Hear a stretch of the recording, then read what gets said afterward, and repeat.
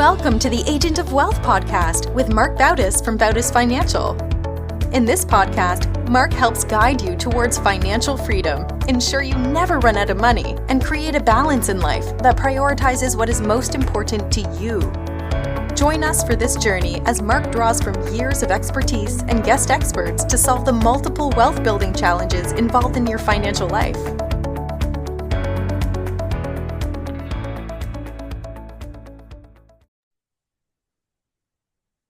Welcome back to the Agent of Wealth. This is your host, Marc Bautis. Today, I'm joined by my colleague, John Williams. John, thanks for being here today. Thanks for having me, Marc. All right. So today, we're going to talk about something every investor should understand, and that's what it means to be a fiduciary. So we'll break down the term, how it affects the way financial advisors work, and why you should make sure you're working with one.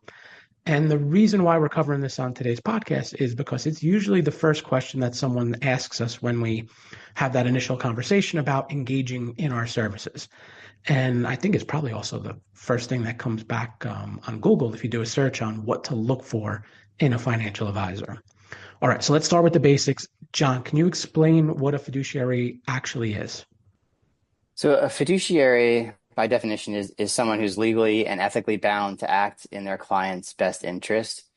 The reason why this is important is there's really just kind of two different areas that we're going to be talking about today that an advisor can be classified as, if you may. And that is this fiduciary standard that of course we're talking about today, but also a suitability standard.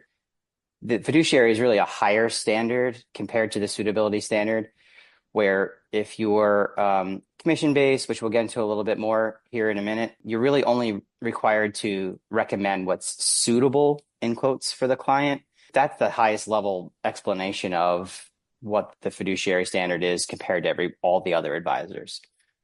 So at first glance or first look at this, it doesn't really appear that there's much difference between the two. I know you said fiduciary is a higher standard, but whether you're acting in someone's best interest or giving them advice that's suitable, it sounds kind of similar, but there is a big distinction between the two. And I think that's because just the word suitable in the context of financial advice isn't well understood. So let's go one level deeper, break down what the suitability standard means, and maybe even give us an example of what the difference between acting in a suitability standard or being a fiduciary.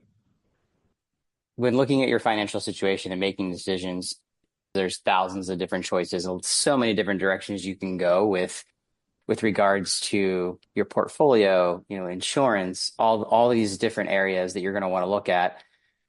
And when it comes to making those choices, many times there are equal choices. Sometimes some are going to have higher costs. There's going to be different ways to look at those different choices. And many times there could be hundreds of different options an investor would have to basically make your decision on or that are actually suitable. So of those hundreds, there could be ones that are going to have higher costs connected to them. There could be reasons why, you would make that decision. So when it comes to suitability, really let's say there's 100 different choices you could make that would be suitable. All of those are considered suitable. But as a fiduciary, we look at all those choices and we say, all right, which is actually the best option, regardless of how much the advisor might be benefiting from guiding or advising a client on any of those decisions. And that really is what comes down to why why you want to look at the fiduciary standard is that, you might be in something that is suitable for you, but it may or may not be the best option for you. Yeah, and I often use the example of, let's just say we're working with someone and we recommend that they invest in a large cap U.S. stock fund, right? And the fiduciary has to look and try and find what is the best U.S. large cap stock fund. And there's lots of U.S. large cap stock funds out there. And while the suitability standard, that advisor who operates under that may just find one that's relevant, it might be one that's applicable, but it might be one that they get extra compensation for, extra commission, or a kickback from the fund company or the broker dealer or someone like that. So whereas it met the suitability standard, where a large cap US stock fund was what's suitable or what's good or recommended or needed for the client, there were better ways to actually approach giving that advice or what specific fund to recommend. So yeah, and I think that's why there's confusion, because one, it's not really well understood. It's complex. I think people assume that all financial advisors are fiduciaries when that's not really the case. Yeah, and I understand why the potential client or those who are being advised would be incredibly confused, right? Because this opens up this huge gray area. I started in the business as someone who was in that suitability standard, and it always bugged me.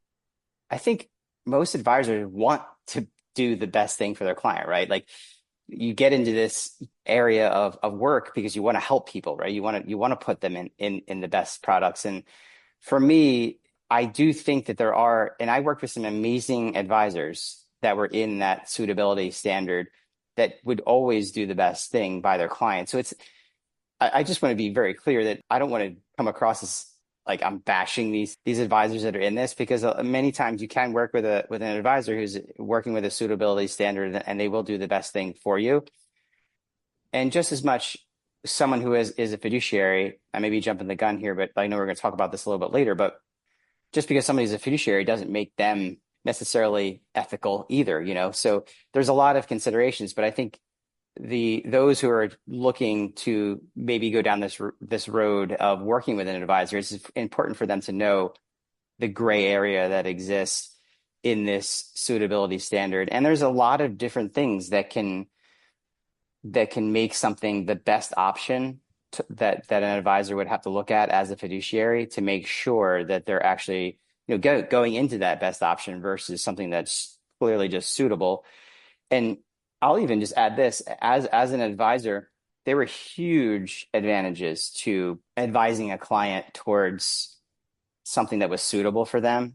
And I mean, financially. And it actually was quite alarming to me at certain points, where how much more money I would make as an advisor if I pushed them into these suitability standards. And it, at a certain level, kind of was what kind of pulled me towards this fiduciary direction, if you may, as to like, all right, well, I want to make sure that when a client comes to us, they know that, hey, we're going to put them in the best option versus just something that's suitable. To kind of continue on this whole topic of misunderstanding, right? So what a fiduciary is, what a suitability standard is, that's a little bit misunderstood. But also, I think people don't really understand if their financial advisor is a fiduciary or not. So I want to talk a little about the numbers on that. According to a recent Cerulli report, 80% of the people who work with a financial advisor think that their financial advisor is a fiduciary.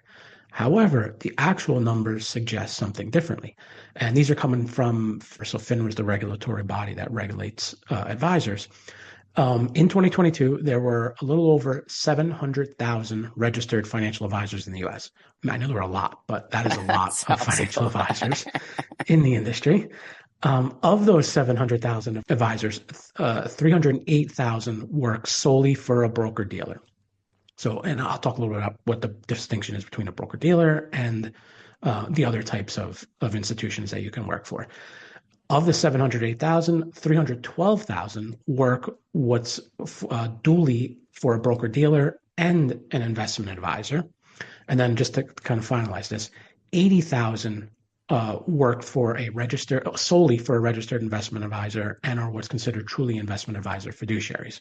So that number, it comes out to about 11% of advisors are true fiduciaries, which doesn't match up with 80% of people think that they're working with a fiduciary. So, the numbers definitely, or it's important to understand, are you working with a fiduciary or not? So one of the next topics I wanted to talk about is, well, why should someone care? I know we talked a little bit about fees and suitability, but why should someone care whether their advisor is a fiduciary?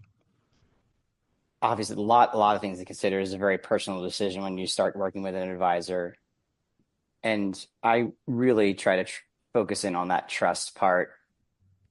just like anything, like choosing a doctor or and any of the big decisions you're going to make in your life of working with somebody who's, you're putting your trust in, it's really important that chemistry is there, right? So like above all else, fiduciary suitability, like I feel like that chemistry has to be there, that trust has to be there.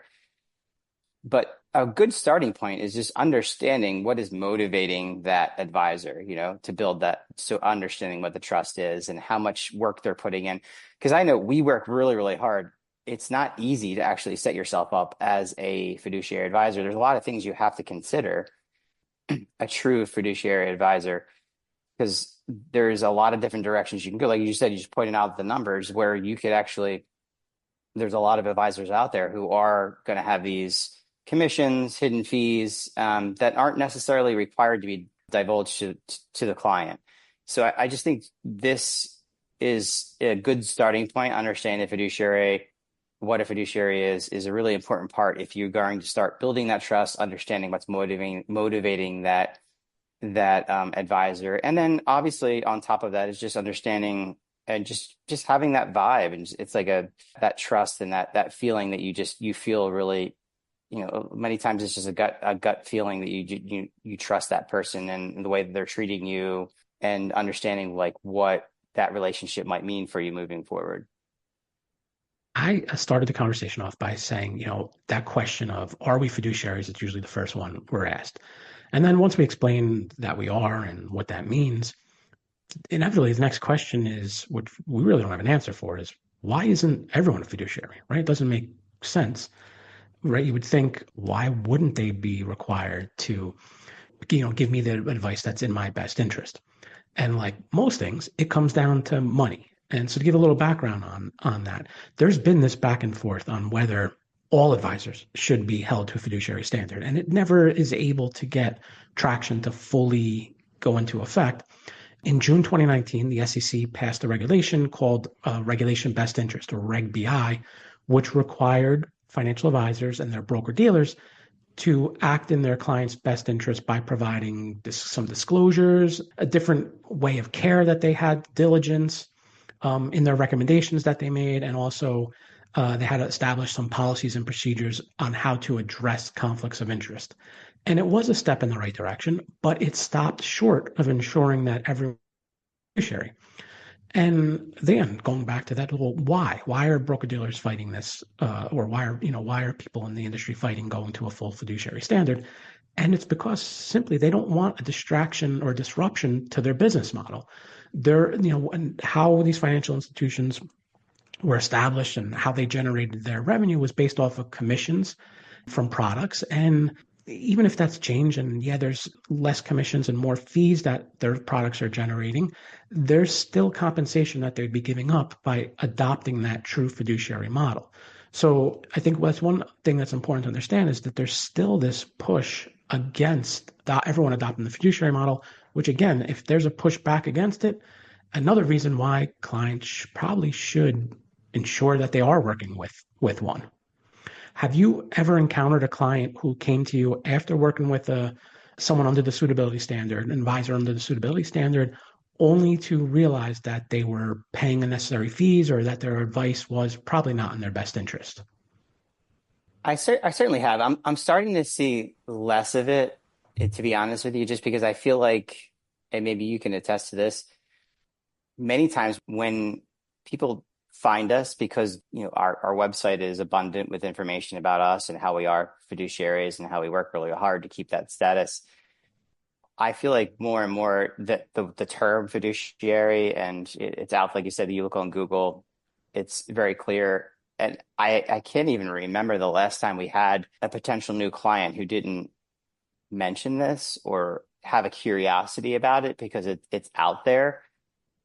Earlier on in my career, I definitely saw some things that, you'd get a statement from somebody and there were these commissions that the industry does a really good job, as we know, of hiding these fees and just not really understanding them. And that goes back like, hey, have you a really good relationship with this person, this advisor, you feel like they're doing really well by you, and then you find out that there was these hidden fees that were divulged to them. And This has been tricky in the sense that like sometimes there are other advisors involved that somebody comes to us and is like, I have this guy, he's doing this for me, and you're walking on eggshells in a sense sometimes because you don't want to like be like, hey, look, this is wrong. It does become a tricky approach, but there's definitely situations and those who have come to me, and it's, I guess my approach to explaining that to them is a whole different conversation, which is probably not relevant. But yeah, I guess the long and short of it is I've definitely seen those situations.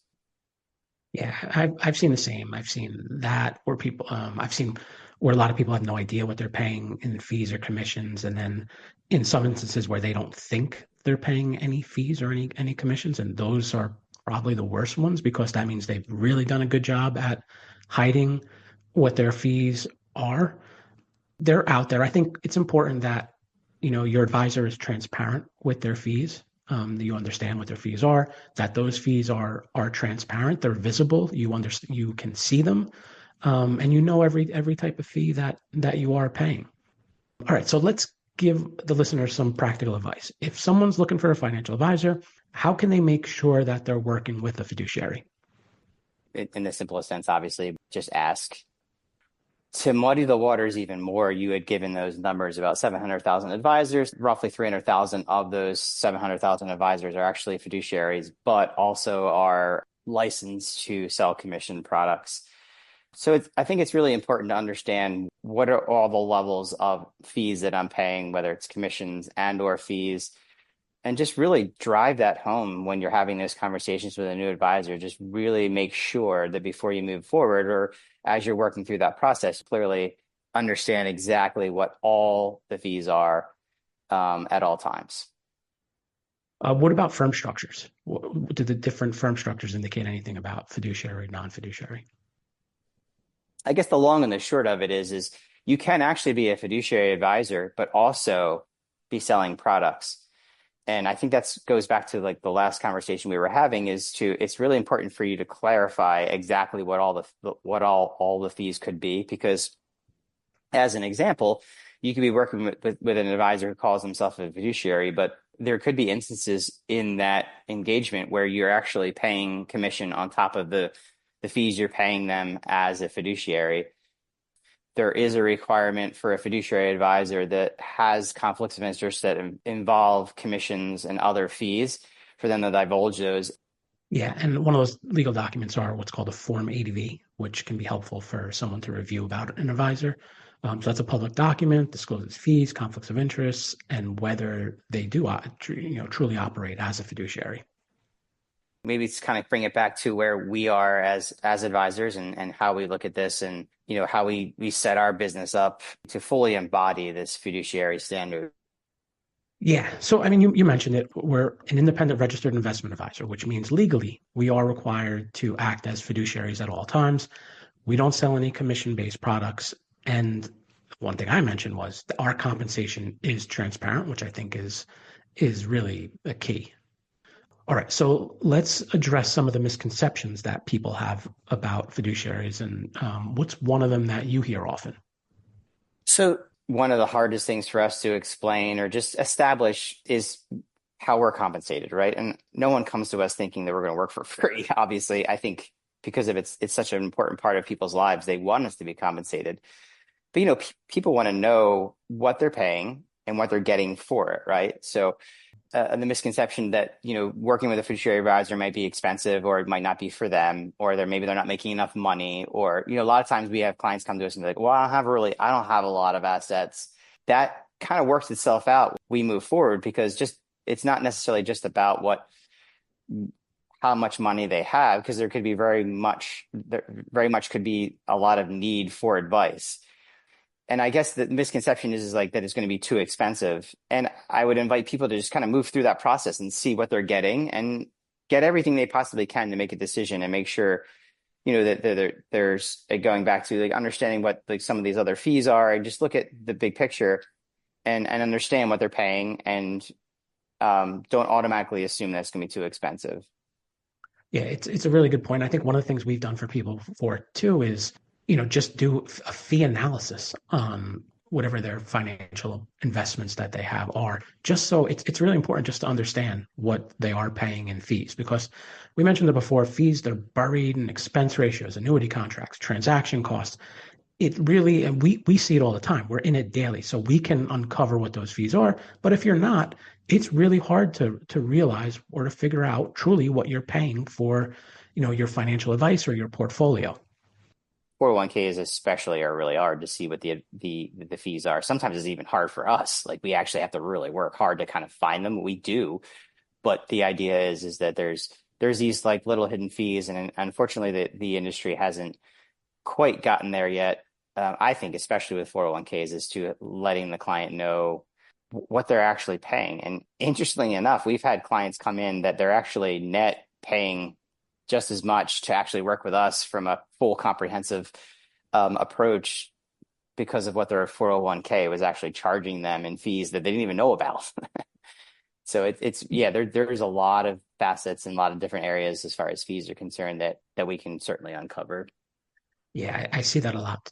Like the example you gave is, someone has a 401k, they're not getting any advice on what type of investments to put in it or how they should break up their allocations.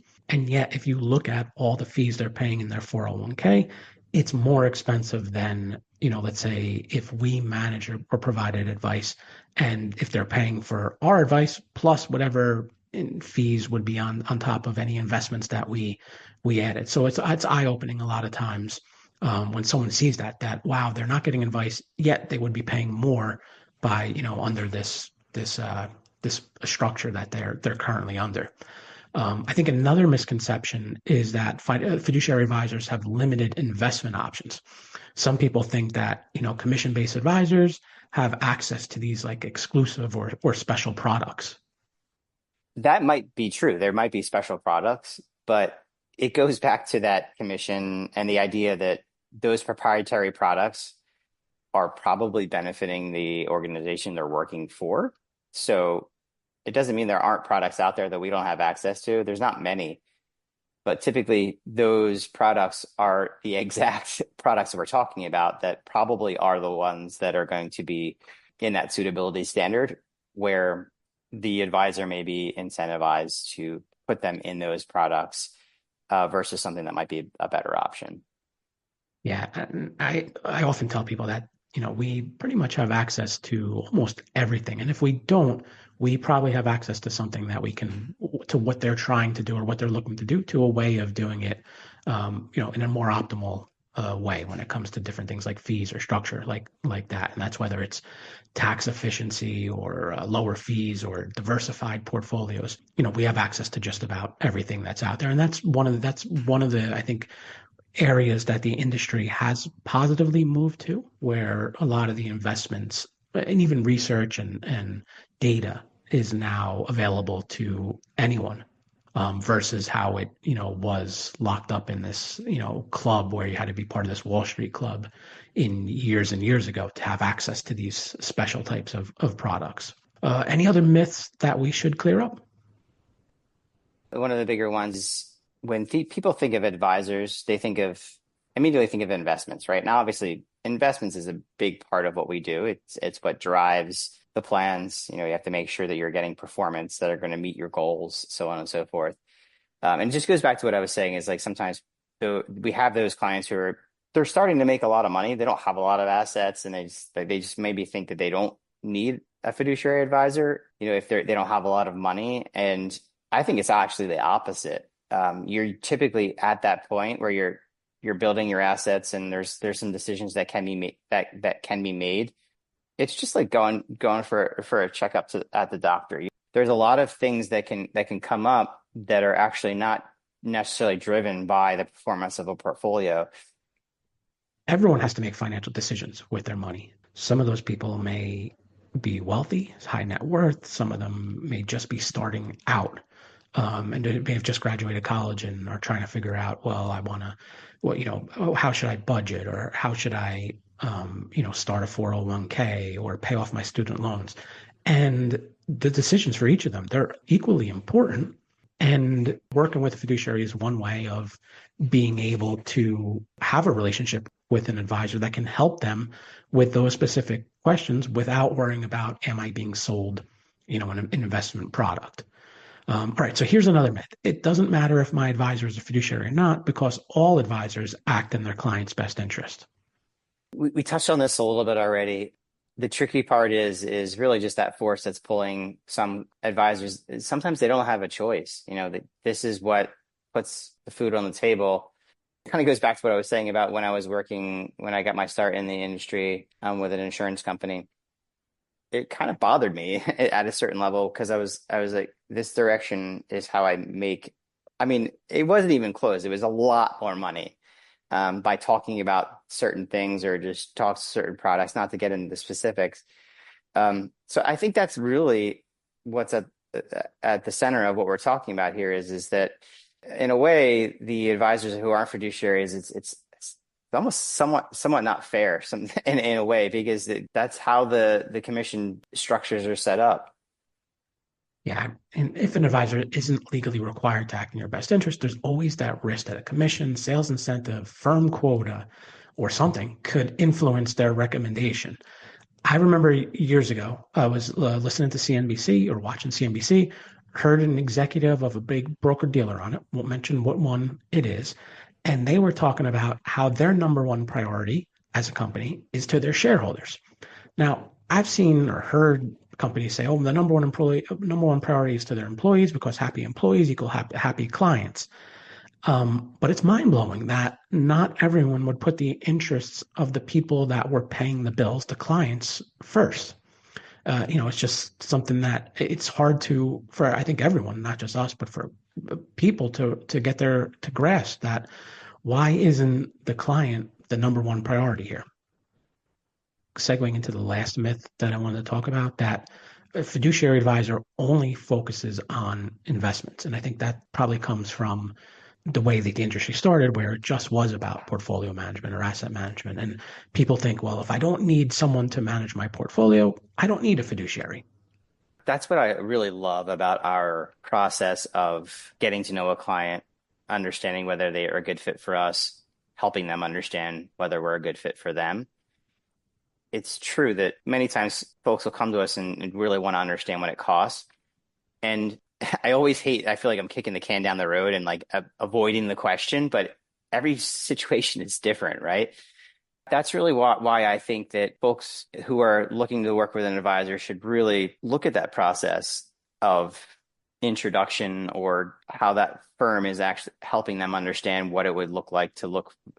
Because if it's just if it's the same fee for everybody, to me, it's just not fair, because there's so many different facets of what someone could look like. And we've had clients come to us like, hey, I don't really want the comprehensive planning and I just want the investment management. And that's great. Like if we establish that in the beginning, hey, we're going to manage your assets if you don't want us to help you with other things. And vice versa. If someone comes to us and says, hey, I have a really great investment manager, but I want the comprehensive planning, we'll cater to those needs and help them understand, and also structure the fee model based off of because obviously we want to be paid for our time, and people expect that. So I think it's so different when you're a comprehensive advisor, understanding what the client really, really needs, wants from you, and then making sure you're looking at that comprehensive approach. I would say higher than 90% of our clients come to us and like the idea that we're comprehensive in our approach. And obviously the money part is a really big part of it. Let's say you have some cash laying around. Should you invest it? Should you not invest it? And just helping them understand what that could look like for them and making those financial decisions. But I think the biggest difference between a fiduciary advisor that's comprehensive like we are is just us looking at all the different areas that we can helping them understand what that could look like, helping them understand what it could cost. And also, obviously, like I said, talking about how the investment planning and the investment managing the portfolio is a big part of that, as well as, like I mentioned, tax planning is a big part of that.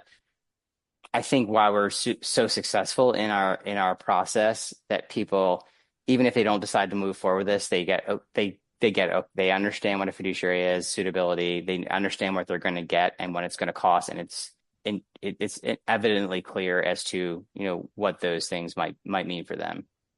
Yeah, and I think just to kind of expand on that, it's a lot of people come to us and think, okay, they need help making fiduciary decisions about solely about their investments.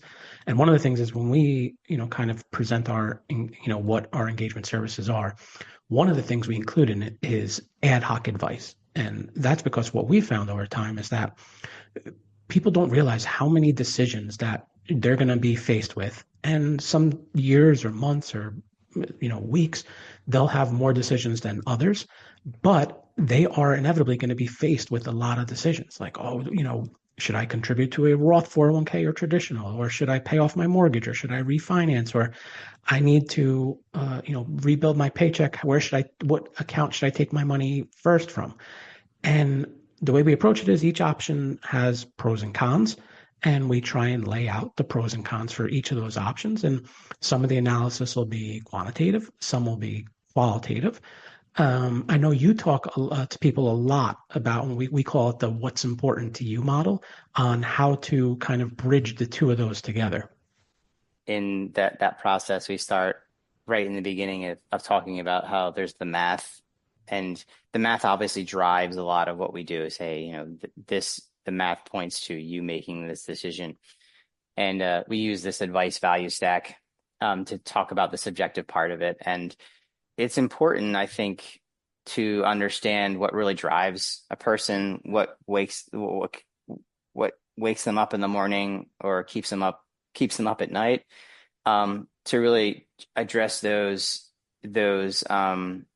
concerns. And it's not always going to be about the math. And the perfect example, like the example I use all the time is the mortgage, right? And a lot of people right now are sitting on 3% interest rates, right?